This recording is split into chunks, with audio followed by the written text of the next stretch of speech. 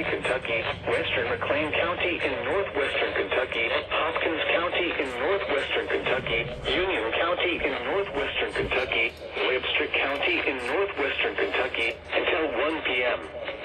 At 11:54 a.m., severe thunderstorms were located along a line extending from near El Dorado to near Sturgis, moving northeast at 75 miles per hour. Expected hazards include 70 miles per hour wind gusts. So right below destructive criteria? Has been confirmed by train spotters. These storms have a history of wind damage.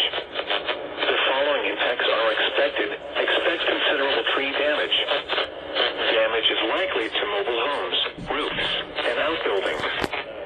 Locations impacted include Evansville, Henderson, Madisonville, Mount Vernon, Morganfield, Providence, Sturgis, Shawneetown, Melody Hill, Breckenridge Center, Seabury, Darmstadt, Clay, Porceville, Uniontown, Ridgeway, New Harmony, Dixon, Corden, and Cynthiana. This includes the following highways: Interstate 69 in Kentucky between mile markers 84 and 86, between mile markers 91 and 92, and between mile markers 114 and 148.